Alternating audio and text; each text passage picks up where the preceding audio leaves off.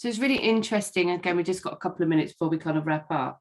I'll just tell you what we was talking about in our network. We was talking about kind of male engagement, and one of the ladies at O2VM, I think they're called now, was saying like the parenting network is picking up a lot of the kind of issues around male allyship as well. So that's something to think about, you know, if you've got the luxury of a parenting network, what's kind of coming out from the males in there.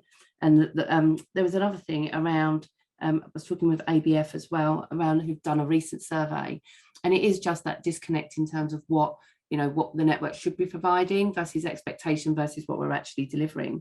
And we touched a little bit on the young people's network. So I do think there is a place for it because, for example, I was speaking to a couple of my mentees who are part of networks, and they were saying at the moment there's been such a focus on menopause, and, you know, there's been some stuff around pensions, which was mentioned on our call, and they just don't feel those topics are for them. So, you know, we do have to think about the youngsters and what they want to learn, or maybe you have a spin-off to your network that is kind of the young professionals network. And I know some of you already got these, but, you know, for them to talk about things that are relevant to them, but also to feed that in almost like a reverse mentoring into the wider kind of women's network. But also you could set up some sort of mentoring program between the two. So it may just be a good idea, as Eli said, to do a little bit of an audit of who's in your network.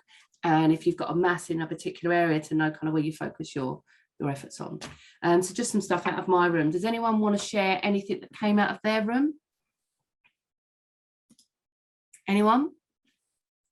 Matt, you're on my screen, you're spotlighted. You just talk about books, come on.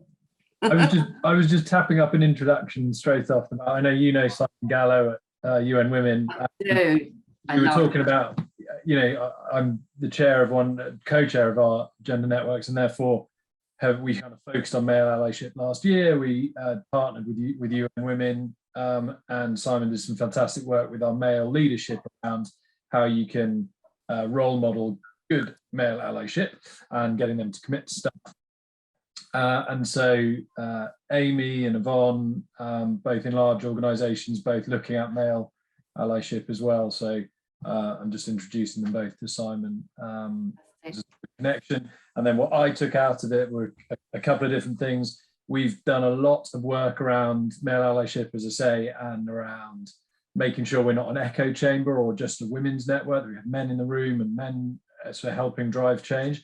The flip side is, or maybe the unintended consequence being, we might have overlooked the fact that we need a safe space or a forum or a circle where women can talk without men in the room, because you get things come out of that wouldn't happen if I'm sat there eagerly championing the cause, but actually maybe having an unintended consequence of just being there. So that's a real takeaway for me that I'm going to think about with our committee.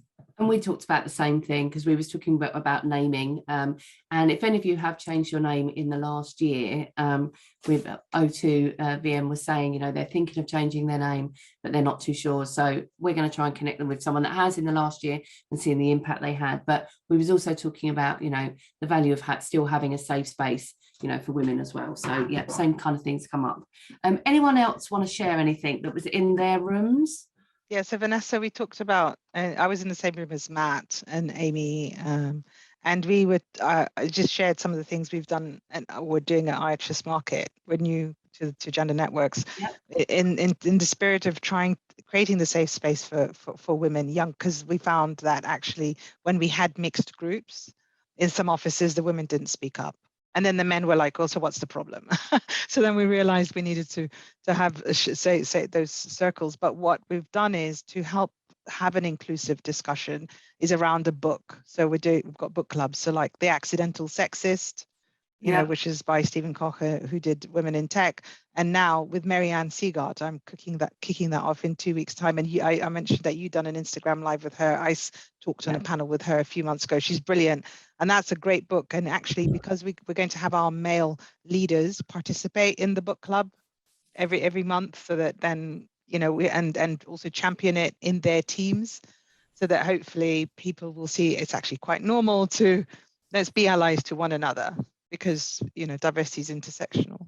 Absolutely. And yeah, you're right. Marianne, I did an Instagram live with her. So that's on my grid. But also, just to mention Simon Gallows, he did a session for Gender Networks probably this end of last year, and that recording is on the portal. But he's an incredible individual as well. So it's great to hear that things are underway with some of the people that we recommend.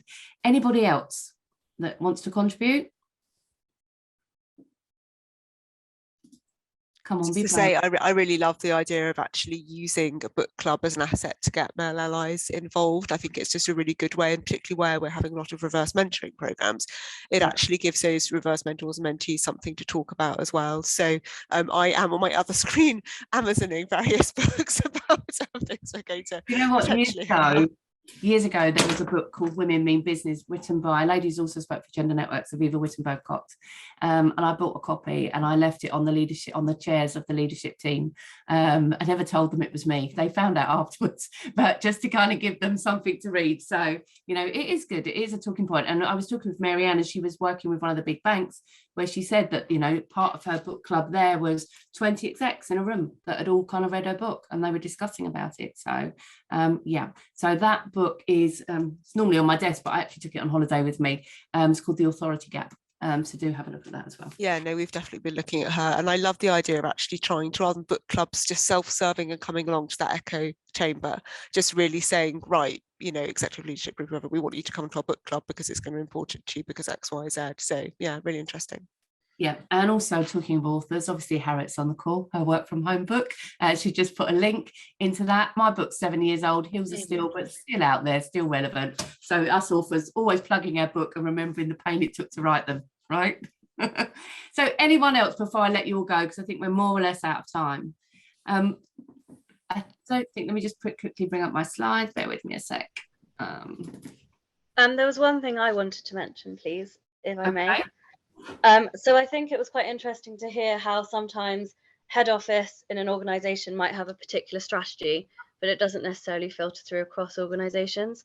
So even though there's really good intentions, it was interesting to hear just how important it is to have senior management buy-in, I suppose, and then also to have a robust strategy that head office really commit to sharing across, say, different sites, especially when we're working remotely. And how important that is to get consistency across the board. Otherwise, it's quite tricky to continue to have the momentum, right? Absolutely. And I think that you're quite right. It is that. It's just having that you know, that commitment, that stake in the ground to say kind of this is what we're going to do. So just interested, so one of the things that there is another 2 slides that came out of the survey results around stuff that you guys want us to do, and thank you for all your lovely compliments around how we've helped you over the last year. That's always lovely to see. But one of the kind of big thing, I think, is just all desperate to get out. It was like, we want to see people, we want a live event. So we're going to do one, but I don't know how comfortable you all feel about it. So we may be able to host just a breakfast at the Barbican, just a chance for you to all come and meet each other face to face. Just pop in the chat, or you can put your little hand up or whatever. I just want to see the appetite for that, because obviously it's something we do that you said you want to do, but would you be comfortable to come and come to a breakfast just yet? I'm just going to put you all on gallery view so I can actually see whether that's a resounding yes or not. Okay, brilliant. All right, well, look, what I'll do, okay, so it's mixed actually, having a look at it. Okay, well, look, we're going to run it. We're going to see, because sooner or later we've got to return. So we'll put it out there and we'll see if you guys want to come along. Obviously, lateral flowing before you come. So we're putting all the kind of safety measures that we can. And then see, for those of you that want to come along, or members of your committee that feel comfortable to do so, triple jabbed and all of that. Let's see if we can get some of you together. But for now, obviously, we'll remain virtual until I see more hands go up and see where we go. Wonderful. Okay, well, thanks so much for joining us. A huge thank you to Harriet. Big thank you to the team at EY who do such an amazing job. The report will be distributed tomorrow as well. Again, we're here if you need any advice or anything like that. I think the next time we get together will be after International Women's Day. Keep your eye on what we're up to. We're doing a whole campaign around what bias means to women. Last year we did it by video. This year we're just doing kind of a number of different slides that were released from inspirational women across social media channels. I'm out and about speaking as well, so I may see some of you around around about that month. But again, I say any help you need, come to me and my team. And thank you very much for joining us. I wish you a wonderful rest of your week. Take care. Thanks Thank so you. much. Thank you. Bye. Bye. Bye. Bye.